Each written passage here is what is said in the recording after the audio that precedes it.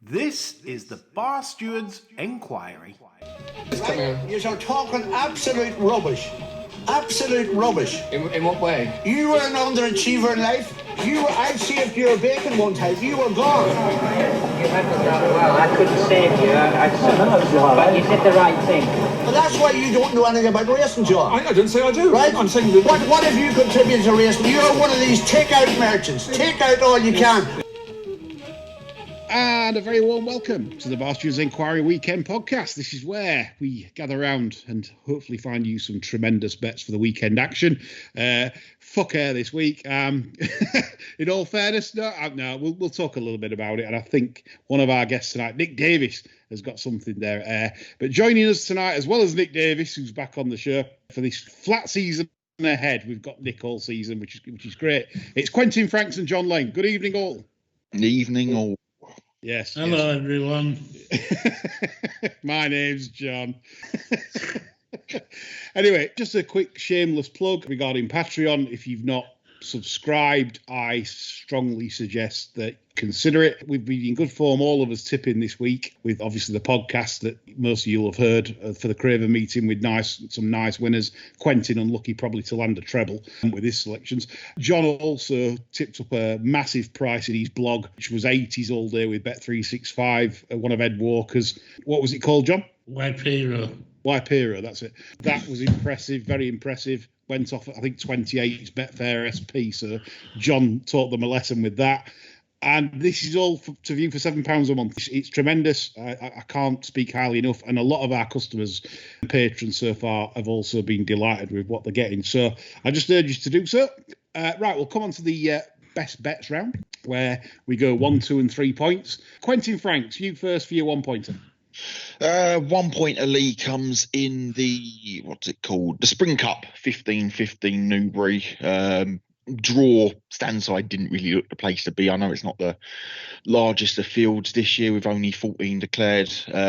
Horse I kind of want to have on side. Horse that will handle soft ground is Revich. Spencer had a winner there today under Hayley Turner. But I kind of thought Revich shaped well enough in the Lincoln itself, kind of more towards the middle of the track. It seemed like he just come on for the run, 5 months off the track, went well enough for long enough and just blew up, in all honesty. Indian Jim's on, drawn in 5 to work with, and he's been dropped a pound for a run that wasn't not full of promise.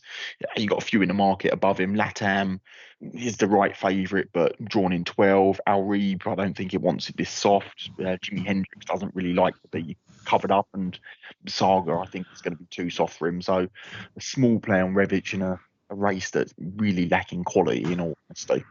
Good stuff. 1 point win at 16-1.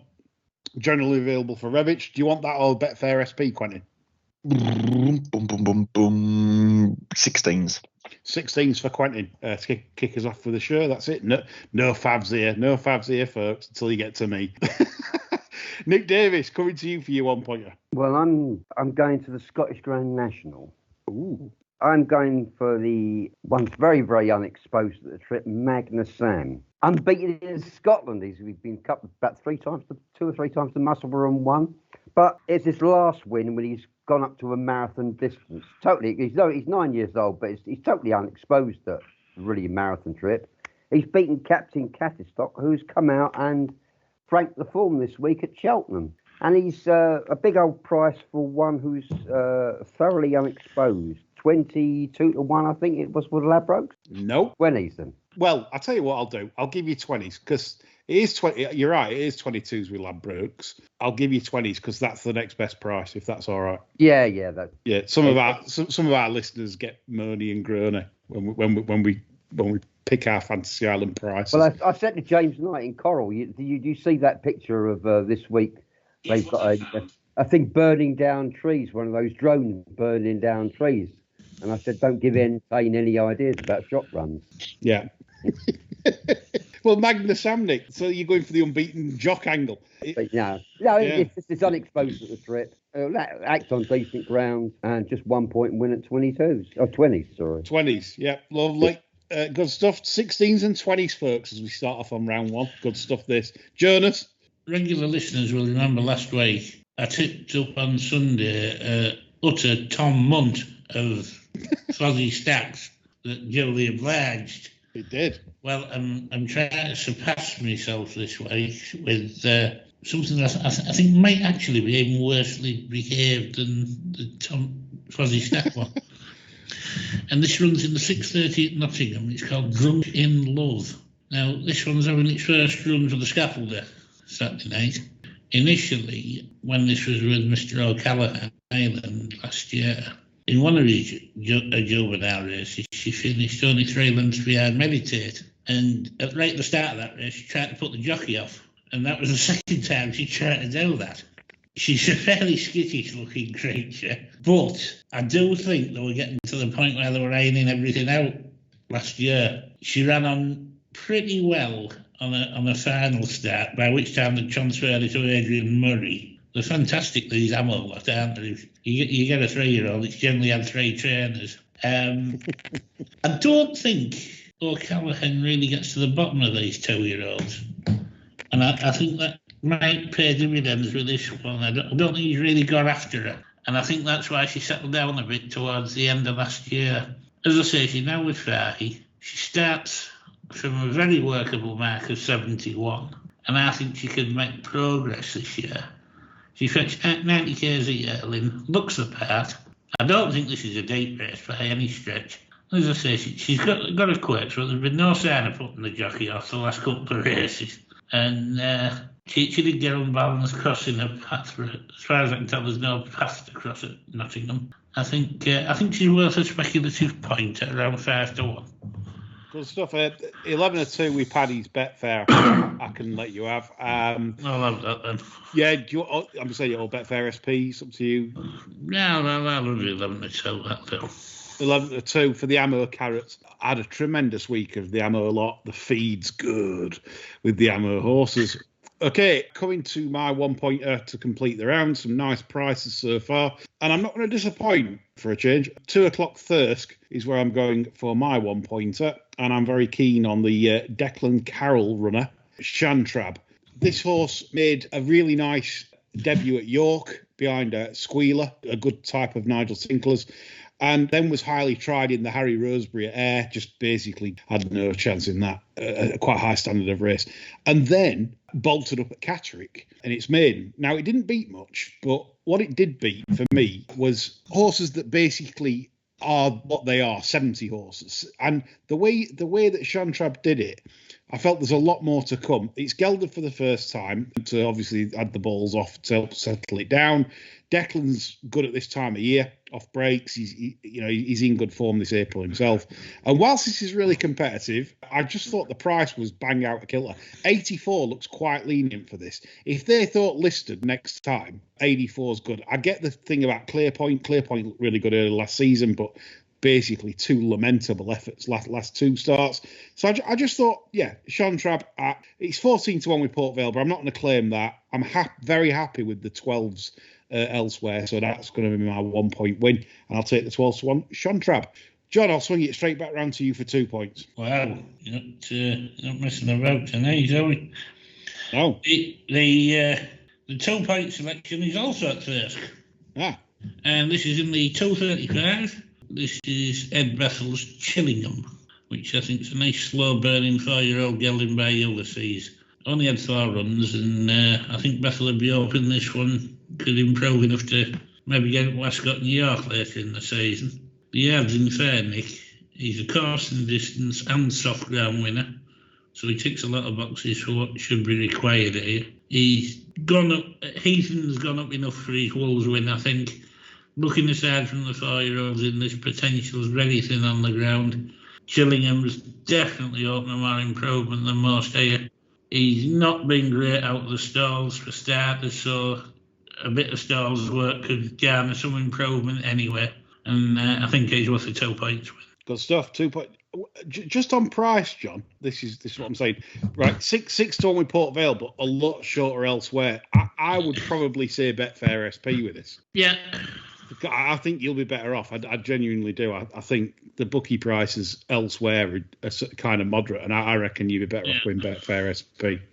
2 points Betfair SP for John. And if I'm wrong, John will kick me ass. So there you go. Yeah. Quentin with faces.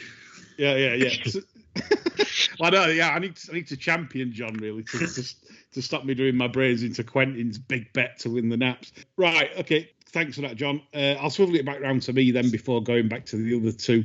2 points is going over jumps, which is, again, I know, yeah, surprised myself. But it's one that a horse that was running today, or due to run today, Anthony Honeyball's, called Dr. Foley in the 250 at Bangor. And they pulled the horse out today because Fonkwell was like good to firm. It looked good to firm actually as well. So they've obviously come for a bit more cut at Bangor tomorrow. It won't be soft or anything, but there'll be more juice in the ground than what they'd have had at Fonkwell today. I find this very interesting because this was third in a point-to-point before Jack Barber got it. And it was Pembroke was second in the point-to-point.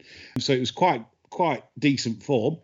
And then Jack Barber got hold of it, and Jack Barber didn't make really a very good sort of fist of things as a trainer under rules. And this is now coming to the care of Anthony Honeyball, who has spun it up at Fonkwell recently over 2 mile over hurdles. Now goes over fences for 3 miles. Tongue tie on, Rex Dingle on, and it's kind of. It was well backed today for the Fonkwell race. So you know that they think it's well enough. A very low mark of 78. It is very well in. This will get backed. So you make sure you take the price as soon as possible. But I think this horse, it's a guess up from me. I don't know if this horse is any good or it's had terrible problems. I actually don't know. But it looks very attractive because they've entered it quite a few times recently. And obviously they're trying to pick the race. So I'm thinking here, 5-1, Paddy Power, Betfair, and yeah, that's where I'm at. So 2 points win for me, Dr. Foley, in the 250 at Bangor, and I think it's certain to get backed. Okay, Quentin Franks, coming to you. I'm going to go split stake wanker in the last race, Newbury, 16.55. Prices aren't really up, so sling them in at Betfair SP to pair. First one of them comes in the shape of Paul and Oliver Coltrane Splendent. Horse in questions had one spin on soft ground and he pulled clear with Magisterial. That horse is, I think he's high 90s rated or mid to high 90s rated. Pulled clear with him off of steady enough fractions at Haydock. That was good to soft ground. He's by Fast Company. Obviously a side that does very well on soft ground. The Dam was a listed race winner. I think she won the Silver Tankard at Pontefract on soft ground and has produced a horse in road blushed at thrive when the mud was flying. So he shaped well enough that day, went to Newcastle, won his novice in a fair old time, and just good to firm ground at Windsor. Wasn't on the right part of the track. Newbury kind of caught too far back. Good time form was worked out, and then Wolverhampton ended up 3 deep with no cover. Just ended up bombing out. Tongue tie goes on. They got the £7 claimer on. He's not worth much cop, but I suspect he's going to be back in the field and given prevailing conditions at Newbury, I think he's worth a flyer at the price. Other 1 point on warning sign. I put this up in the Spring Mile? Was it Spring Mile at Donny? You did. Kind of thought, yeah, it's worth chancing the luck with low draws playing, and low draws weren't playing that day. And it gives them looked after it at the end of the day, pulled clear of the 4 that were on that side of the track, not given a hard time, finished with running left. His first 2 starts he had caught the eye for the Moor Yard, staying on steadily and steadily run races without having the gun put to his head. It's been given 2 back for a Donny run that wasn't devoid of promise, and I still think there's more to come from him. Yeah, that's in a race that you can make a case for a few. I kind of think he'll go off an overpriced price. Interesting. What I'll do here, I'll give you would you like Betfair SPs or fair prices, Quentin? Because only Port Vale have priced this up at the moment. Yeah, go Betfair SPs to pair.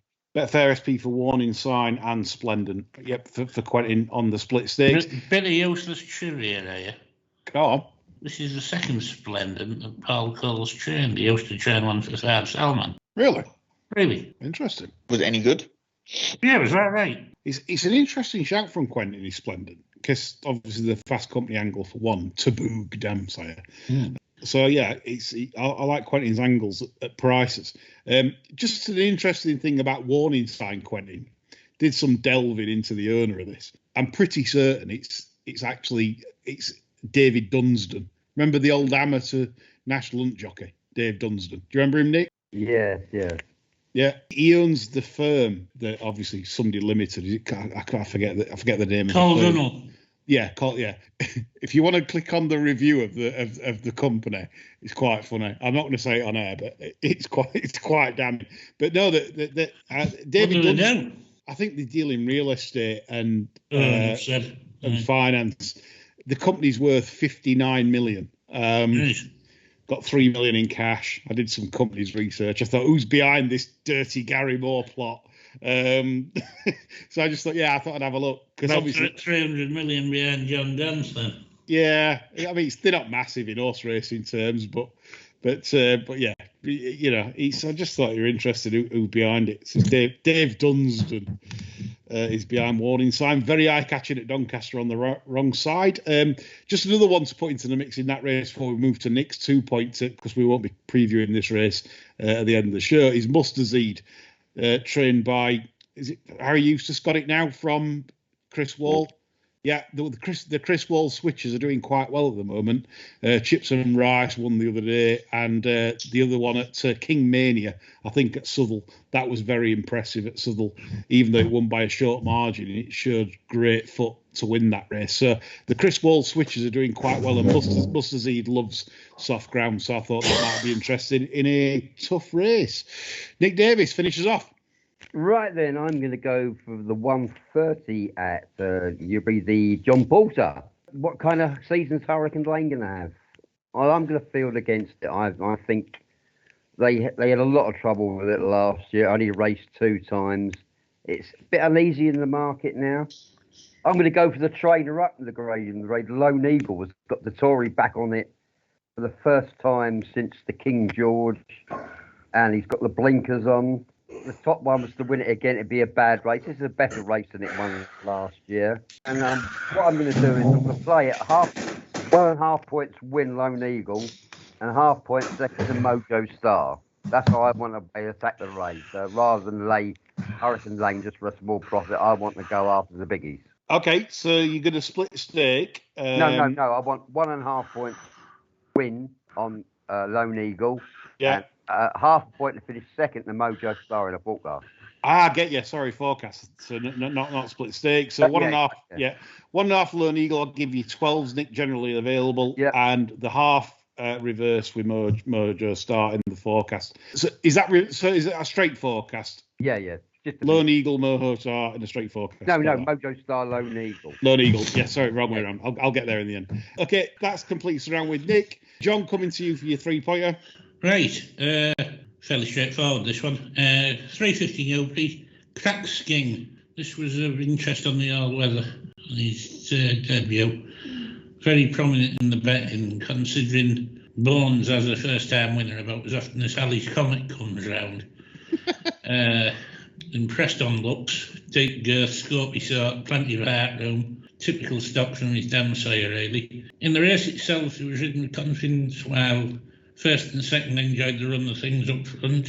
Despite this, and spotting him a good 5 lengths turning in, he would have won in another couple of strides.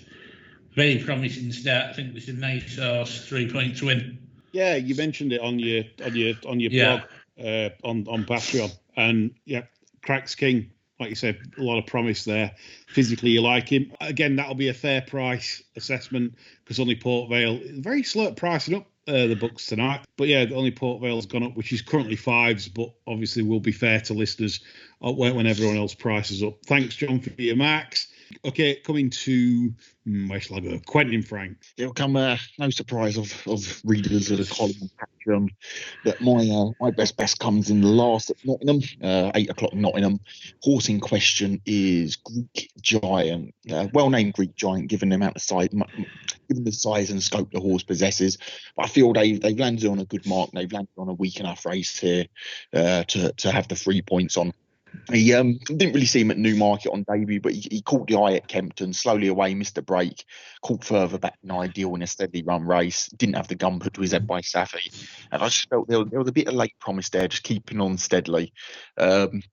Dunlop did what I would do, then dropped him back in trip to 7 furlongs round Lingfield, dropped out from a wide draw and just a total float up. The course didn't really suit him, to be honest, either. He's big, he was all at sea around the tight nature of the track, but it served its purpose. They've ended up with a mark of 48, and given looks-wise, he looks a lot better than a 48 rated horse. I've been waiting, like the action he shows, he just shows that soft ground is going to be his bag, and he gets soft ground here. Related to, the Dan Balakira's thrown 2 winners, Bow Angels and King Arthur's Sword, both their wins. I think the latter won a 10 furlong novice at Chantilly, and the other won a small handicap of a 61, but the mud was flying there. The dam was unraised. Her half brother wins came on soft ground, and it just screams soft ground pedigree. The way he moves, soft ground will be perfect. High draw tomorrow. Not really concerned about that, given how Nottingham's been playing. Standside's been playing in the straight, so you'll give Kingscote a chance to get across there. You just look at the race. The race lacks depth. Starside didn't really want to put it all in last time out. Wolverhampton, Aussie Mystique beat this one at Kempton, but was better positioned than Greek Giant. Spare Rib didn't handle soft ground last time out. Obama Army, it looks like it wants 10, but there's not much stamina in the page. I'm concerned if it becomes sloggy here, then that won't get home. So very surprised 8-1's on offer across the board, and that's where my 3 points will be going. Good stuff. Love the price. Like you say, obviously Nick's bigger, but we're being fair.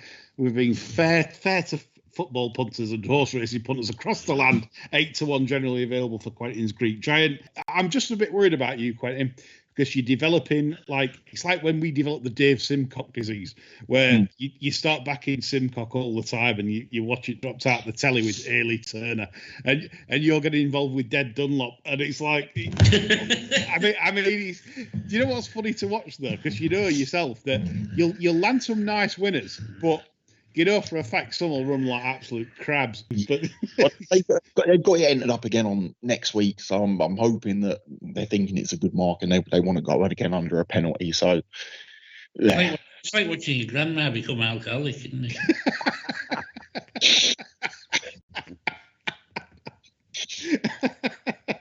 Oh dear.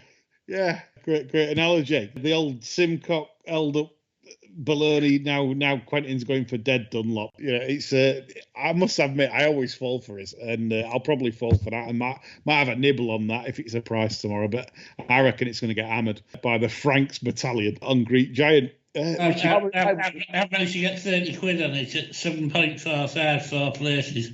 Really? What as it? What as in what? So you what? 7.45 it win and 4 places. Who's that with? Alexa. Is it? Bloody hell. Somebody pissing them out. All right. So I'm nominated them. Fair enough. Interesting stuff. Christ, palpable error, I'd say. Davis, coming to you. I just want to ask Quentin if he took the 12-1 Warning sign with Port Vale. I did not. Someone took the 20-1 Warning sign. Port Vale. Yeah. I know. Right, that's my 3-pointer. Warning sign 455 Newbury. I'm trying to agree with Quentin. There was only 5 on the far side. It was tracking Isla K.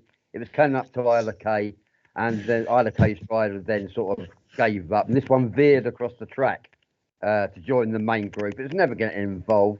The other thing is, it was racing at 10 furlongs in France, and all its ones over here have been a mile. Stepping up on easier ground, yes, it's got to be it's got to be a good thing. Yeah, I think. So it's like an asthmatic. It's like an half asthmatic horse klaxon, isn't it, John? Given Quentin's gone split stage. Right, more a pricing now. So 10-1 Warning sign. Nick, do you we need one of a horse farting, don't we, for that? I'm sure we could find one. Right, so 10-1. Nick, do you want Betfair SP or 10s? Where's it 10s now? Is someone else priced up? That's all. Yeah, it's Sky Bet, Paddy Power, Betfair. Oh right, yeah. I haven't refreshed my screen. It's still 9s with. Oh right, yeah, I'll have 10-1. Yeah. You want the 10s, right? That's 10. 3 points win at 10s. On the nose. Love it. Yeah, and I don't disagree with the reasons, as we've said earlier.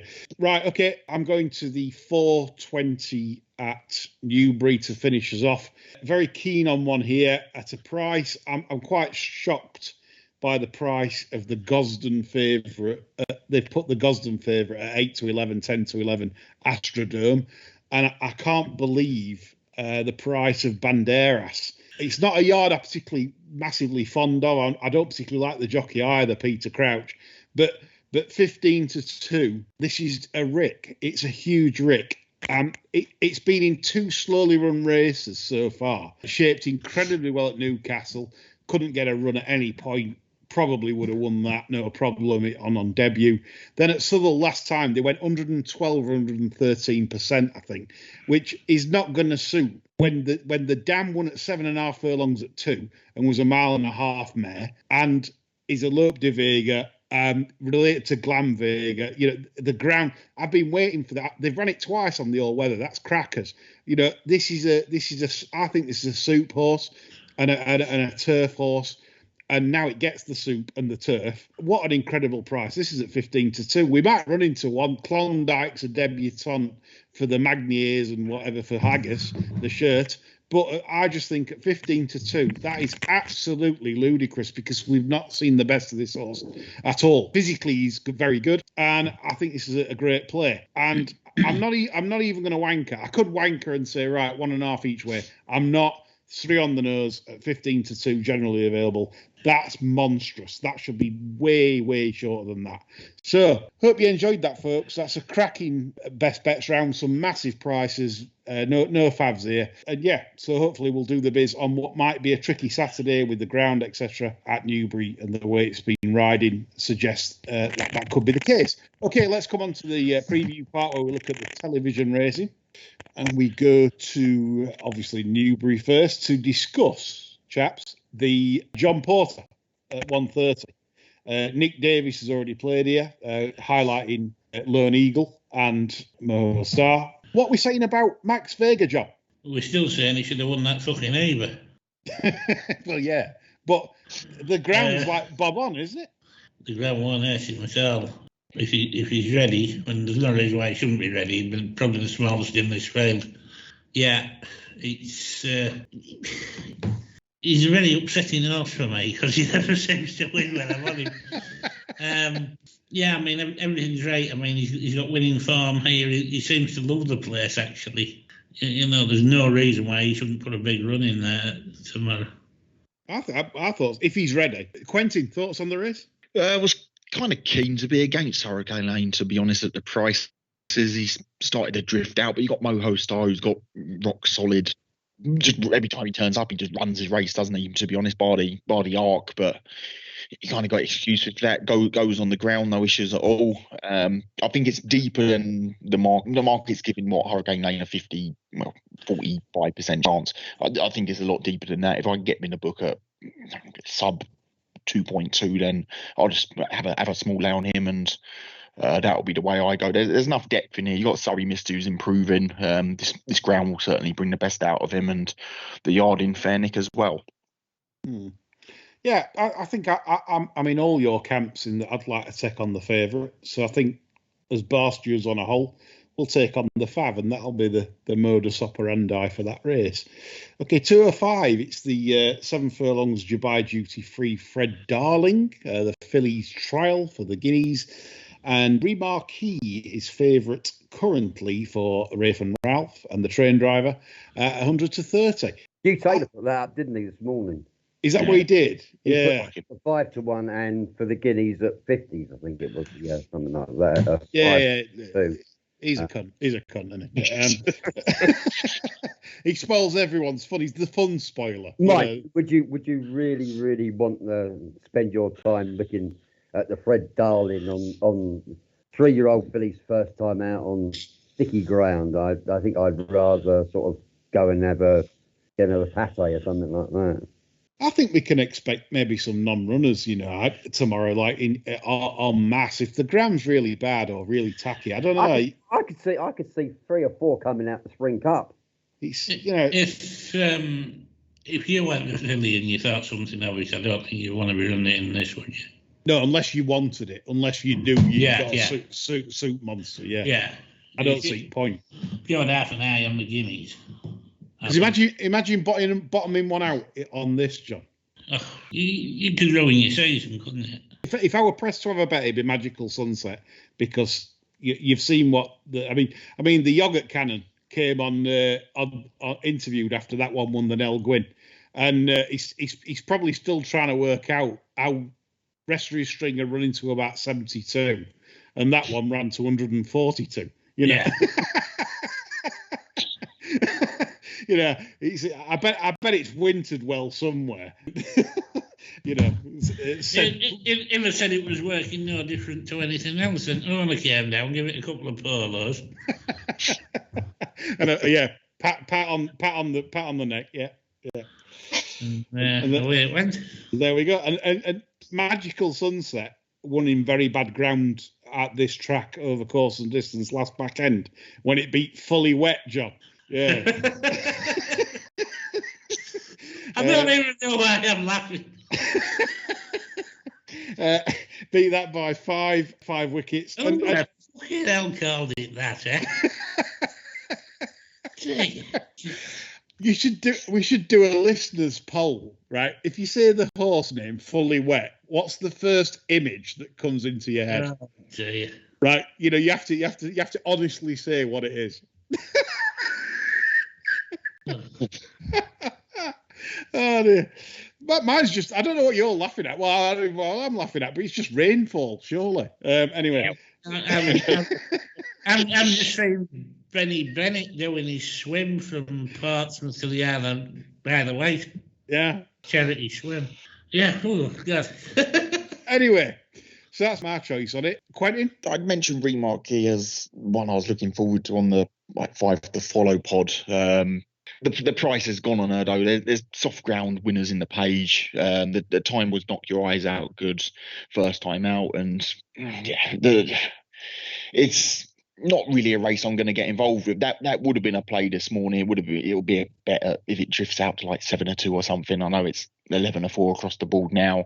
But you've got just ones that I don't particularly like in the race. I don't think it's the strongest of Fred Darling's. I know it's not overly strong race generally, but you've got Soul Sister dropping back in trip. I thought that had wanted further. I'd have it between top 2 in the market, especially even more so given a draw. You got the Buick thing, Bridgestone, that at the right part of the track at Yarmouth. That form's not worked out at all. Swing along's had everything out for everyone to see, and I don't think there's a lot of depth behind the front 2 in the betting there. No, it's well summed up there, that race, I think, in total. Difficult play now. Can I just chuck something in? Of course, yeah, of course. Stenton Glider beat a horse that won this week at Newmarket, Prepence, at Chester last year. And everybody probably thinks it was because Prepence needed a wind going. Well, there was nothing wrong with their wind on that day. And this thing thumped it. So, do what you will. But in 0.5... I mean, it's on Betfair. It's a bit skinny, maybe, but if you get 16 to 1, might be worth a look. No, interesting point.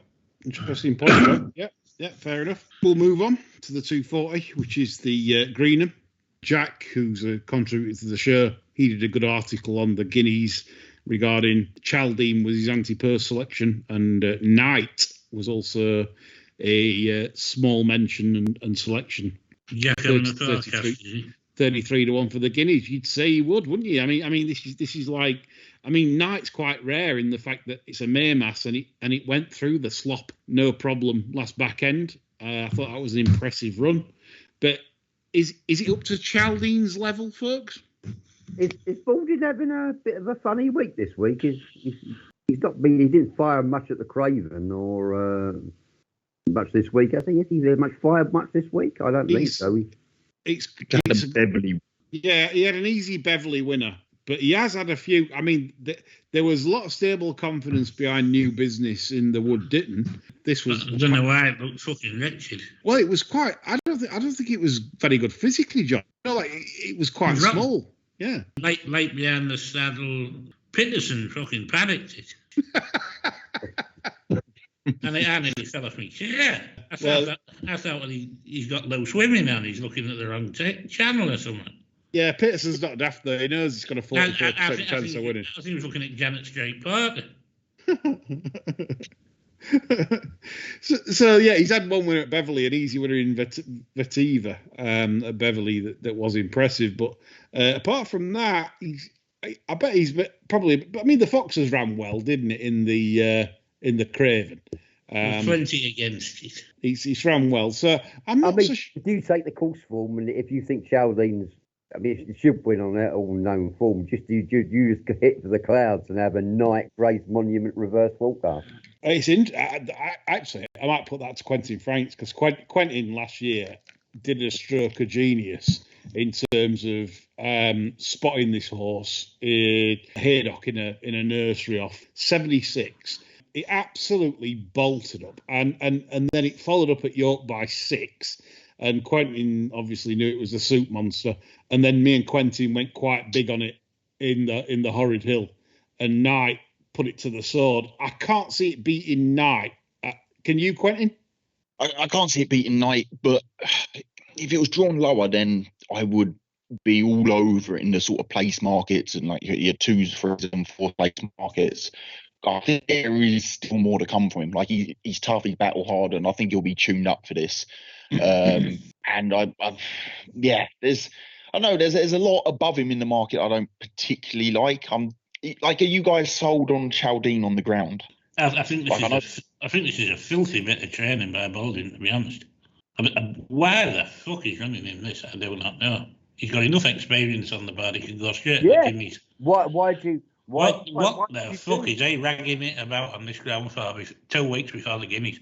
That's actually an interesting point. That is a very interesting point.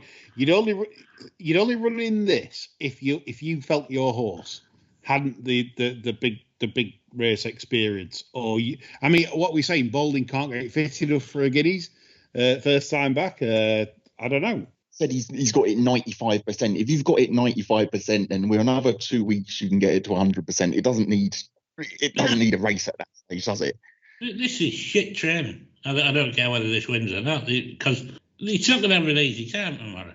And he's got 2 weeks then, and he's going to be taking on somewhat bigger Aidan O'Brien's. And this is an acid test of a trainer for me, and he's got questions to answer pulling this off, I think.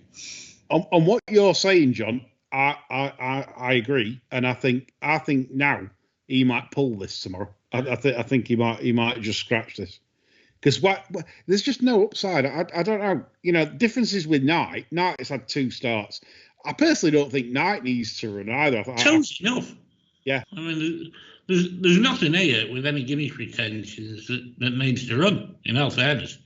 What about Streets of Gold? What do we think about that as a potential stakes horse this season? Keeps fucking winning, doesn't it? It'll be ready. Yeah. I think it'll be ready. It'll be ready. Yeah, Eve does get them ready. You might think this could be its Guineas. Why catch a couple that are not quite 100%? This could be its Guineas, couldn't it? There was a bit of dig at York when it won, wasn't there? Yeah. Oh yeah. All right. So, like, it's going to handle the ground. The one I don't like, I kind of think's been priced in on very much style over substance, was the theory of everything. I think that beat trees in a poor time at where was it? Donny first up. Yeah. I know it on the ground, but that looks. I don't know. You're 8-1 for a Group 3 on the back of that, and the third horse was rated 50. If he thought that was a Guineas horse as well, he'd pull the sardine off Chaldean, wouldn't he?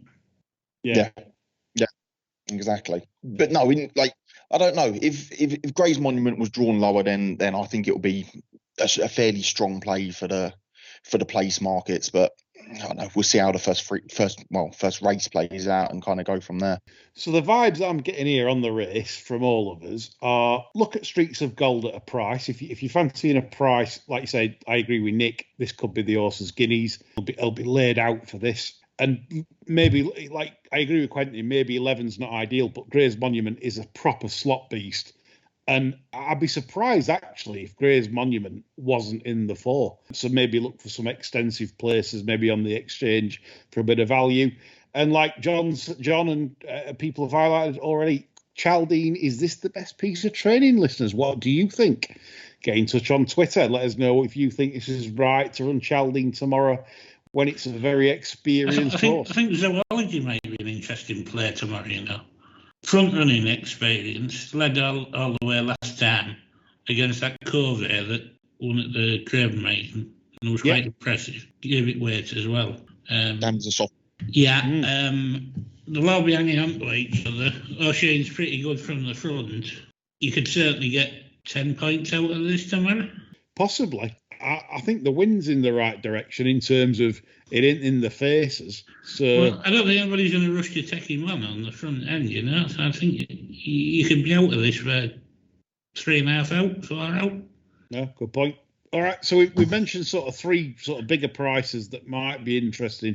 Streets of Gold, Zoology and Gray's Monument in terms of a bit of value for punters that are looking to take on the front end of the market. It's good thoughts there, chaps. Good logic. Dead exciting Greenham after all, isn't it? There's loads of angles. Do you know what? I like the thought process that you've brought along there. I think you've opened my eyes there with what you've said regarding Balding and would you really run that? And like you say, it's probably worth taking on. 3:15 Newbury the Spring Cup. Quentin has already played in this race, mentioning Rebic for Bent Jim and Richard Spencer at a price. Nick Davis, you love this race. Come on. Right then, I went through this race time and time again. The only reason I don't like Rebic is I don't think it's ever won or been in the first 2 or 3 in a straight mile handicap or a 7 furlong handicap. It's always been round a bend. And that's the only reason I didn't like him for this race. In favourite, Latam. Right, if you watch that Irish Lincolnshire, that race changed in the last sort of furlong and a half. 2 furlongs out, you said, how far for Totally Charming? And that's interesting because they obviously went a fair pace in the heavy ground. That comes, they're travelling like anything. Interesting, the stable have stuck that in a 6 furlong Heritage Candy, entered it for the Guineas at Newmarket. They may not have thought it got home. And, you know, there is some validation. The Victoria Cup or even a soft ground Woking. But Latam come from way, way back, and a few of them come back now. The reason, because Latam's really short now, I wanted to look at that. All the front runners, Hannum, One, Aussie, and Bear, all of them are not really suited. So what kind of pace are they going to go? How many non-runners are we going to get? Are we going to get Bless Him could come out, the Wolverhampton Lincoln trial winner. Does that go on? Several runners don't go on this soft, and it's about a nightmare of this race. I look at Galliac down the bottom, runs well fresh, but I couldn't make my mind up in the end.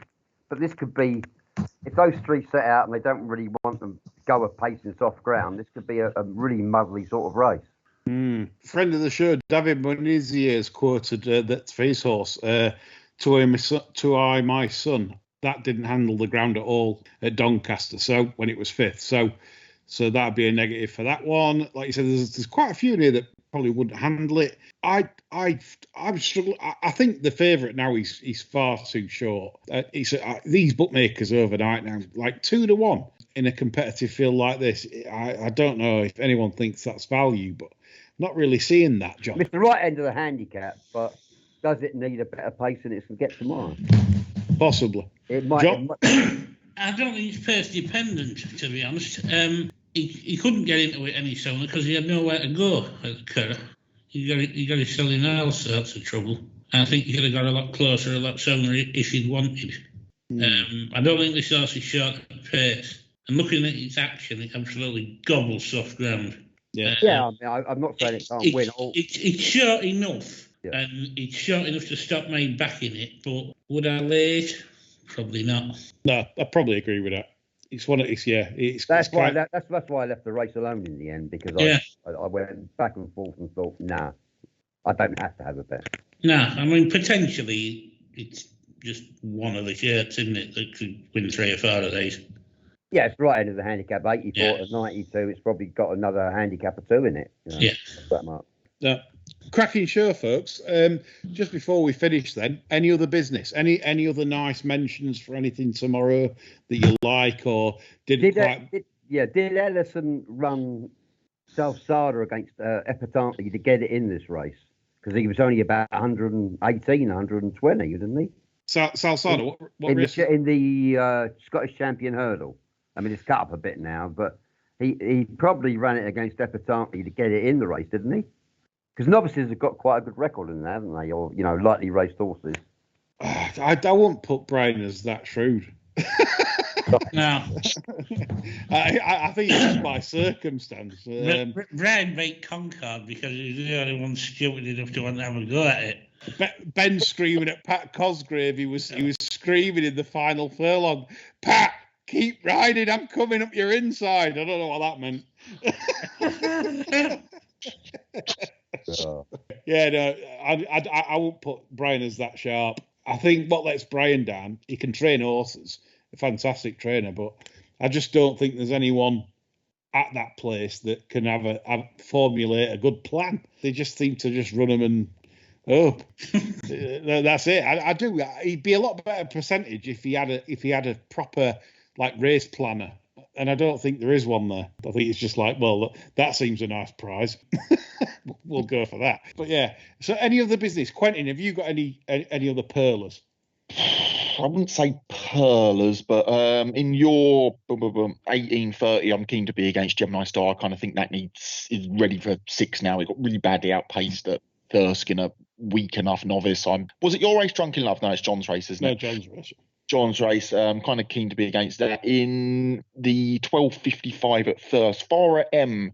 Probably not for tomorrow, but really like that as a type as Musselburgh. Will likely need better ground, but expect that to take a step forward when getting on a sounder surface. I know it's soft there tomorrow, but long term, I quite like that as a type, and he showed enough before blowing up and coming. I think he came second last or something, but he's of interest long term.